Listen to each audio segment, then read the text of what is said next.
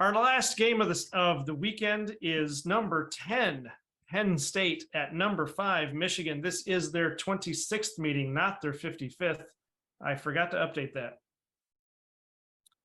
So it's only their 26th meeting. Just ignore your screens there. Michigan leads the series 15-10, and Michigan is favored in this game by 7.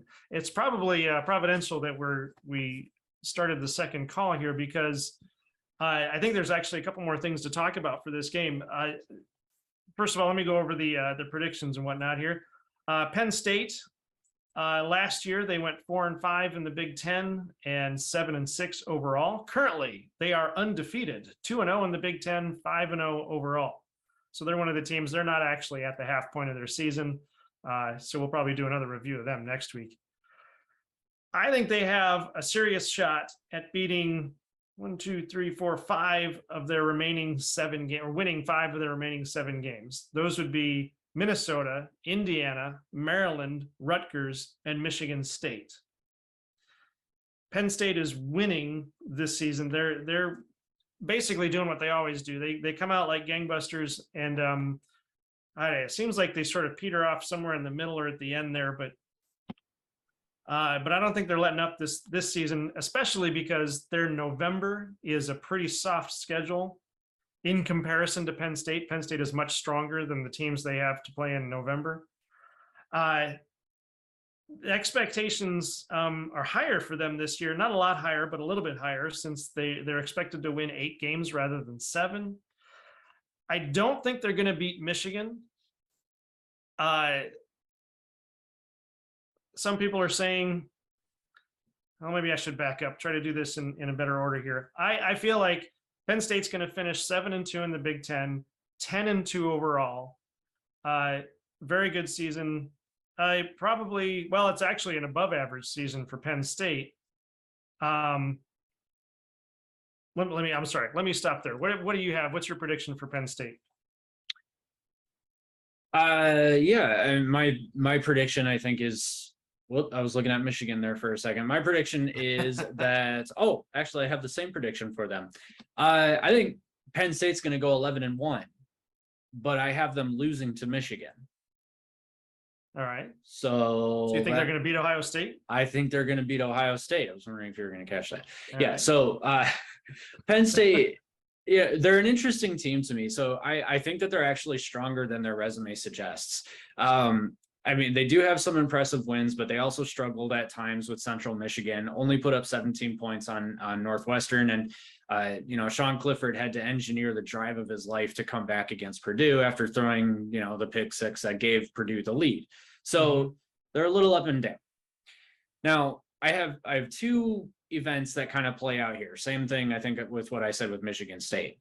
I think Penn State's going to lose to Michigan. It's a home game for Michigan. They're the more dynamic offense and probably the best defense that Penn State will have played so far. I think Michigan wins that game. But I think that Penn State will beat Ohio State. So for pretty much just the reason that it's a home game for Penn State and they're going to be in high spirits. So it's definitely going to be one of their whiteout games. Those are always crazy. I think emotions are going to be very high. And I really have them winning that game for no other reason than they're just going to be bloodthirsty that day. They're going to believe that they have a chance at beating Ohio State. Everyone in the stadium is going to believe that they have that chance. They would probably love to be the first team to knock them off the undefeated pedestal that this season.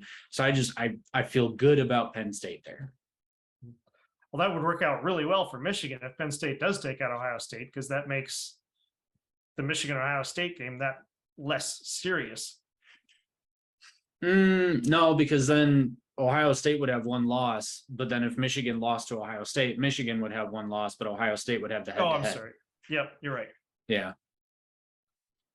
So the trick is, for this game, people are talking about the schedules that both Michigan and Penn State have had, that Penn State has not played very good teams. Michigan has not played very good teams. And a lot of the predictions now are coming down to which team just looks better, because the stats aren't really telling the story. But actually, before I go past that, let me back up again. because I keep jumping over. There's a lot going on in this game. Last year was a fantastic season for Michigan. They went 9-1 in the Big Ten, 12-2 overall, won the Big Ten championship, beat Ohio State for the first time in years, and decisively. It was just a fantastic season.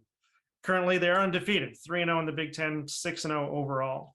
The prediction now from Athlon was that they were going to take a step back.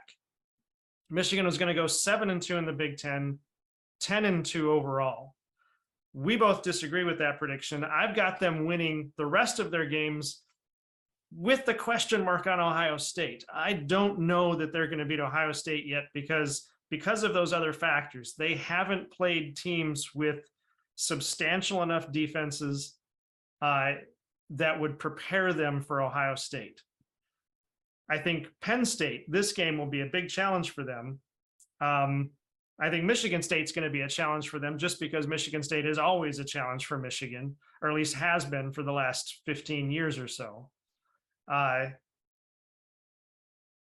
nevertheless, I think they've got the edge over those teams. They've got the edge over Penn State, Michigan State, Rutgers, Nebraska, and Illinois. I don't know if they have the edge yet over Ohio State. So I see them finishing out the season 8-1 in the Big Ten, 11-1 overall. And unfortunately, I think Ohio State takes the Big Ten East. But I still think Michigan will end up ranked, if not in the top 5, in the top 10. And then we'll get a decent, probably a January 6th bowl game, January 6th, New Year's 6th bowl game. What do you got over there? Politics on the mind, apparently. Oh, that's right. Jeez. We may have to bleep that out. We're going to get shut down. Oh, geez. We're not saying anything political. Nothing happened, I guess. I don't know.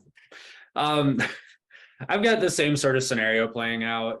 Yeah, I mean, I think that Michigan has the edge in pretty much all of their games except for Ohio State.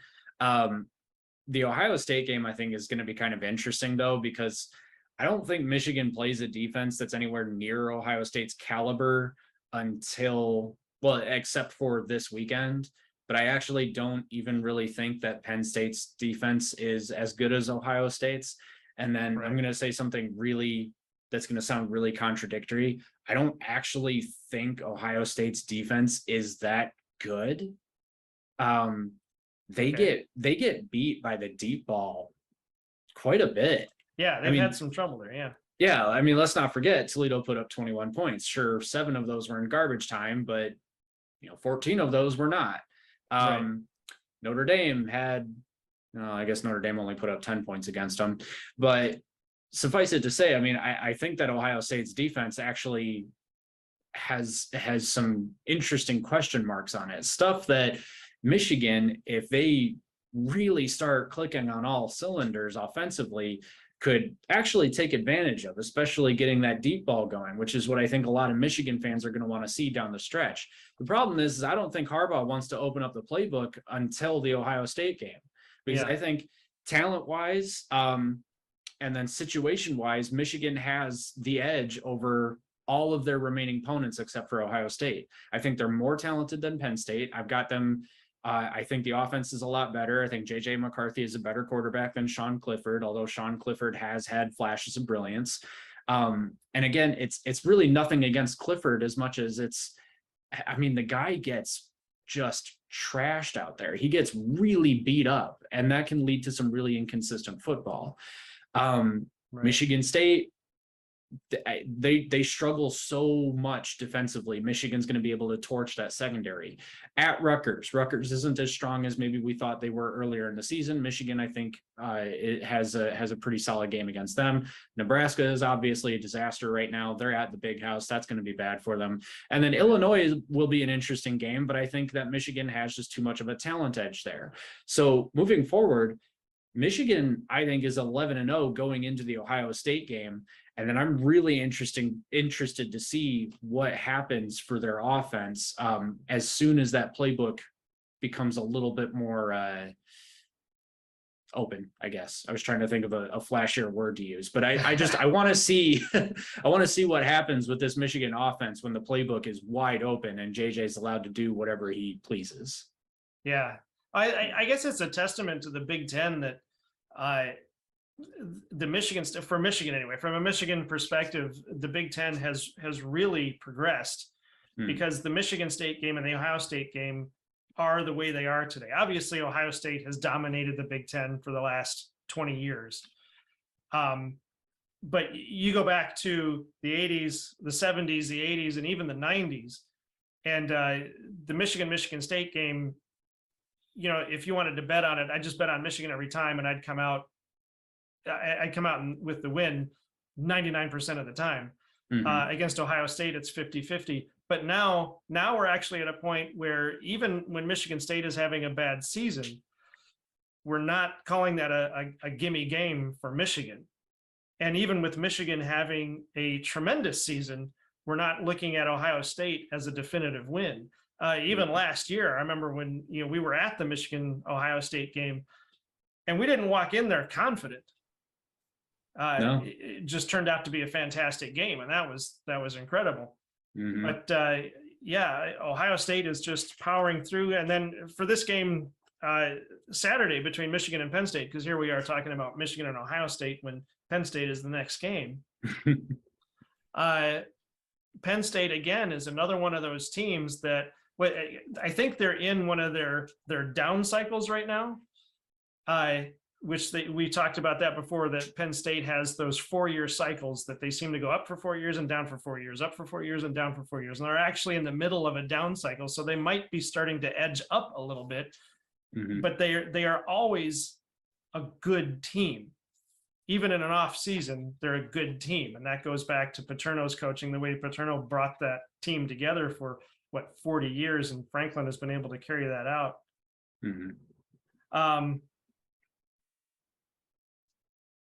At any rate, so this game this weekend being our big power game for the weekend, a lot's going to be settled here. We're going to find out just what exactly Michigan and Penn State have, and I'm sure the Buckeyes are going to be watching this game pretty intently because one of these two teams is going to either knock Ohio State out of the Big Ten West or cement their stay in the Big Ten, or I'm sorry, Big Ten East, cement their control of the Big Ten East. So I ran this one through the predictor, and this one's going to be pretty lopsided as far as the predictor goes. We've got Michigan at 56 and Penn State at 20. Ooh, how about that offense? Yeah, again, I don't think, we talked about this last week. I don't think that'll happen because Harbaugh has that NFL mentality, and you don't overpower a team like that, especially one like Penn State. So I'm betting the score will be lower, but there's the predictor for you. Yeah, so the last several times that Penn State has been in the Big House, 2020 notwithstanding, it's been a bloodbath in favor of Michigan. So for whatever reason, Penn State, when there are fans in the stadium at the Big House, they don't do very well. Now, Penn State is never really, they're not supposed to be a pushover per se. Right. And they always give the feeling that they're a solid team, even if maybe their record doesn't suggest that. Illinois beat them last year. That was bizarre. And then they just kind of fell off from there, but they still gave Michigan a good run for their money. They're a solid team, even if they don't have a good record, even if they start to kind of struggle. Being 5-0 for them right now, even if I don't particularly like their resume, I don't really like Michigan's resume except for Iowa, and you can make some points for Maryland too. Yeah.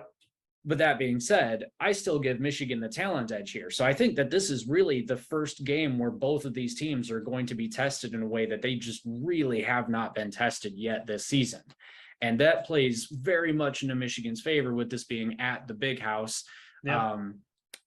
And so that is why I've actually got Michigan winning a closer game, not way too close, but a closer game. So I'm going to take the Angry Ferrets 28-17. The Angry Ferrets. What was it? 28-17? 28-17. All right. Yeah, I think that's more realistic. Okay, yeah. I can see that score going. Yeah, Well, we'll find out in a couple of days here.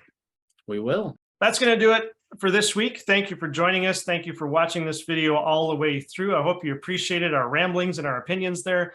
If you have a different guess on any of these games, a different of opinion, please leave it in the comments. We love to hear from you guys. I hope everybody has fun watching football this weekend. Mac, take us out. Don't forget to like and subscribe and ring the notification bell. This is Team Rivalry.